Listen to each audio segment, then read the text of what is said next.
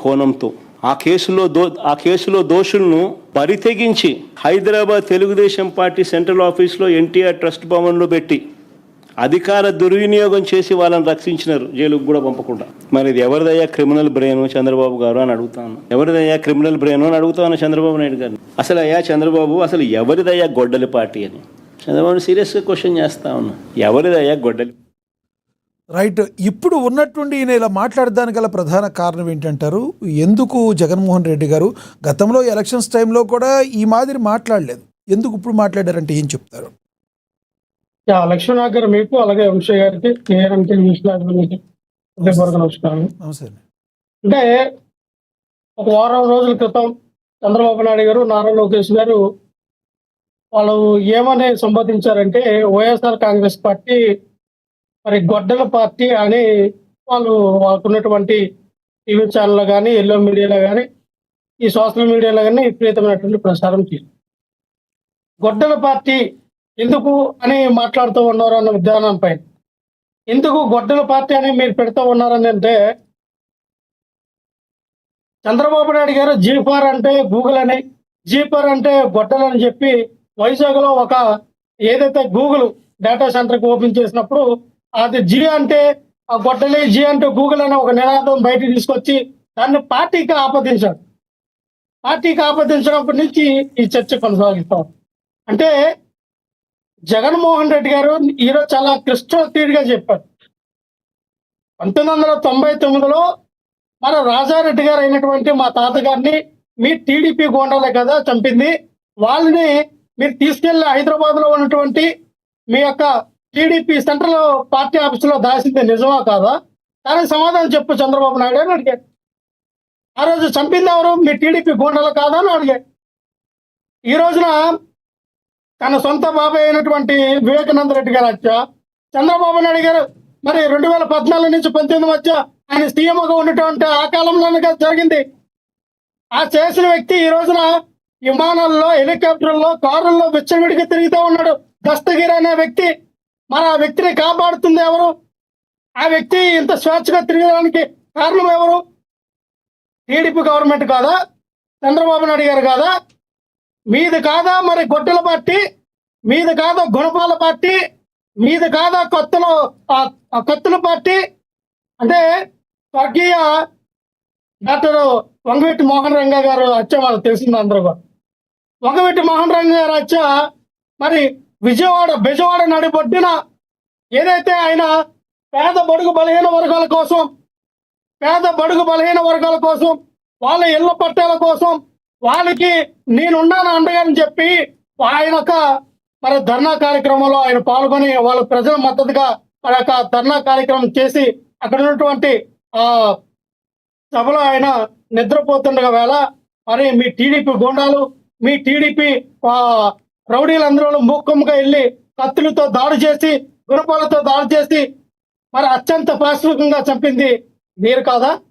ఈ విషయం కన్నా లక్ష్మీనారాయణ గారు, అప్పటికున్నటువంటి హోమ్ మినిస్టర్ అయినటువంటి కోడెల శివప్రసాద్, అలాగే మరి ఎవరైతే నిన్నటి మరి హరిరామ సాగే గారు, వీళ్ళందరూ బయటికి చెప్పిన ఆ కథనాలు మనం చూస్తూనే ఉన్నాం కదా. ఎవరి హయాంలో జరిగినాయి? మరి ఎలిఫెంట్ మాధవరెడ్డి గారు ఏ విధంగా చనిపోయారు, ఆయన్ని ఎవరు చంపారు? ఇవన్నీ మీరు కదా, మీది కదా రక్త చరిత్ర, మీది కదా నారావారి రక్త చరిత్ర. నారావారి ఆ పాలనలో రక్తం పొంగు పొరులుతుంది. ఏ రకంగా అయితే గోదావరి నీళ్ళు ఎలాగ పొంగు పొరులుతాయో, కృష్ణానది నీళ్ళు ఏ విధంగా పొంగు పొరులుతుందో, ఈ కూటమి ప్రభుత్వం అవనియండి లేదా నారావారి పరిపాలనలో మరి ఈ ఆంధ్రప్రదేశ్ రాష్ట్ర రాజకీయాల్లో నెత్తురు ఆ రకంగా పరిపాలించే నెత్తురు పెరుగుతుందనేది మనకు అర్థమవుతోంది. హత్యలు లేని రాజకీయాలు మీరు ఎప్పుడు లేదు కదా.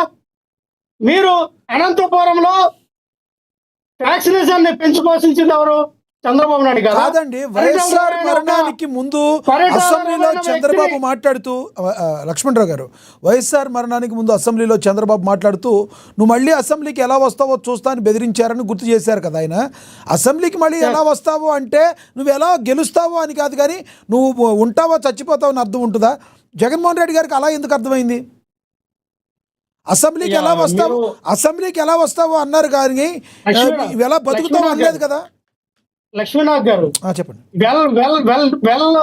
వెల్ క్రికెటర్ మీరు, డిఫెండింగ్ ఛాంపియన్ ఎవరైతే the great wall of India అని మన ద్రావిడ్ గారి గురించి మనం ఎలాగైతే చెప్పుకుంటామో టెస్ట్ క్రికెట్లో, అలాగే డిఫెండ్ చేస్తూ ఉన్నారు మీరు ఒక జర్నలిస్ట్ గా.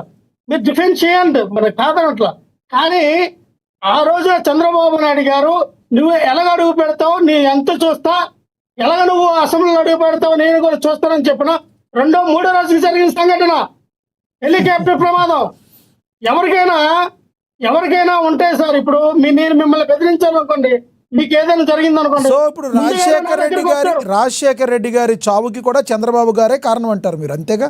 జగన్మోహన్ రెడ్డి గారు మీరు ఇప్పుడు అంతే కదా, మేము అదే కదా చెప్తా ఉన్నాం. ఆ రోజున చంద్రబాబు నాయుడు గారు ఇచ్చినట్టు వార్నింగ్, మరి 2-3 రోజుల్లో హెలికాప్టర్ మాయమైపోయి డాక్టర్ దివంగత నేత అయినటువంటి వైఎస్ రాజశేఖర రెడ్డి గారు దుర్మరణం పొందారంటే దాని వెనకత ఇటువంటి దుష్ట శక్తులు, ఇటువంటి నారావారి రక్త చరిత్ర ఉందనేది అనుకున్నాం. ఎటువంటి సందేహం లేదని చెప్తూ ఉన్నాం. మీది కదా, మీరు ఈ రోజున మీరు ఏదైతే మీ సోషల్ మీడియాలో మీకున్నటువంటి పిఆర్ టీం, మీకున్నటువంటి ఈ యొక్క ఫేస్బుక్ కానీ, ట్విట్టర్ కానీ, ఇన్స్టాగ్రామ్ కానీ, యూట్యూబ్ ఛానల్లో మీ పిఆర్ టీం ఏదైతే మెయింటైన్ చేస్తూ ఉందో వాళ్ళు ఏ రకమైన పోస్టులు పెడతారండి జగన్మోహన్ రెడ్డి గారు? ఒక చేతిలో ఏమో కత్తి, ఒక చేతిలో ఏమో గొడ్డలి, ఒక చేతిలో ఏమో గన్ను, ఒక చేతిలో ఇంకోటి పెడతా ఉంటారు. అదే నారా చంద్రబాబు నాయుడు గారి చేతిలో ఒక కత్తి పెట్టిన పోస్టు మా ఫేస్బుక్ లో వైరల్ అయిందని చెప్పి మా మీడియా మరి ప్రధాన కార్యదర్శి అయినటువంటి పూడి శ్రీహరి గారిని అక్రమంగా నిర్బంధించి అరెస్ట్ చేయడం జరిగింది. అలాగే ఎన్నిసార్లు అరెస్ట్ చేయాలి మీ పిఆర్ టీంని, ఎన్నిసార్లు జైల్లో పెట్టాలి మీ యొక్క పిఆర్ టీంని, మీ మీడియాని, ఉన్నటువంటి మీ మీడియా సెల్ టీంని? సార్ ఇక్కడ జగన్మోహన్ రెడ్డి గారు ఒకటి మాట్లాడారు కదా, ఇప్పుడు పరిటాల రవి గారు చనిపోయారు, మరి రాజశేఖర రెడ్డి గారు ఎక్కిన తర్వాత చనిపోయారు. పరిటాల రవి గారిని ఇప్పుడు రాజశేఖర రెడ్డి గారు చంపించారు అన్నారా? ఆ రోజున సిబిఐకి ఇచ్చారు కదా సార్, ఆ రోజున దర్యాప్తు చేపించారు కదా సార్. ఇదే వైఎస్ రాజశేఖర రెడ్డి గారు అసెంబ్లీ సాక్షిగా చెప్పారు కదా, దాన్ని స్పెషల్ టీం వేసారు, అవసరమైతే సిబిఐ కూడా చెప్తానన్నారు కదా. అది దమ్ము, ధైర్యం, నీతి, నిజాయితీ విలువలతో కూడినటువంటి రాజకీయం.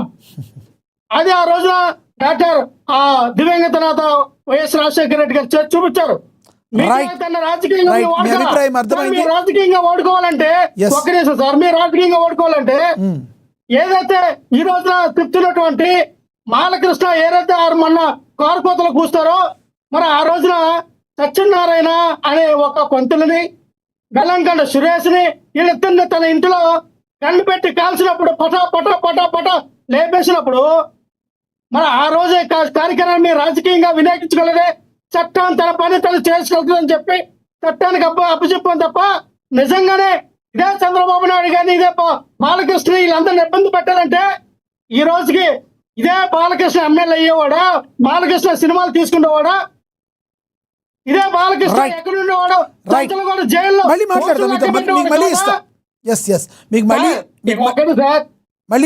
గన్ కల్చర్ పార్టీ మీద కాదా, కత్తుల కల్చర్ పార్టీ మీద కాదా, గొడ్డలతో తీసుకెళ్లి మరి ఆ రోజున వంగవీటి రంగ గారిని హత్య చేసినటువంటి గొడ్డల పార్టీ మీద కాదా, గుణపాలు తీసుకెళ్ళి దశరథ రామచంద్ర లాంటి ఒక సీనియర్ జర్నలిస్ట్ ని చంపించింది మీ పార్టీ కాదా?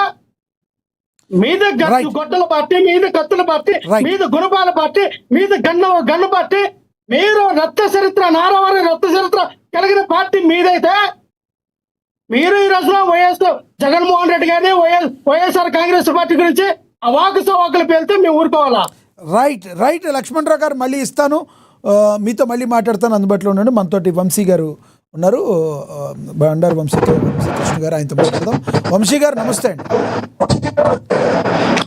గుడ్ ఈవినింగ్ లక్ష్మీనాథ్ గారు, మీకు సోదరుడు లక్ష్మణరావు గారికి, ఎస్ సార్, ఏఎన్ఎన్ వీక్షకులందరికీ కూడా గుడ్ ఈవినింగ్. గుడ్ ఈవినింగ్ అండి. జగన్మోహన్ రెడ్డి గారు మాట్లాడింది మళ్ళీ ఒకసారి ప్లే అవుద్ది, చూద్దాం సార్. వద్దండి, ఎందుకు అవసరం లేదు, ఆ సోదినాల్సిన పని లేదు, కానీ మీరు అడగాల్సిన క్వశ్చన్ ప్రేక్షకుల కోసం ఒకసారి ప్లే చేస్తాం.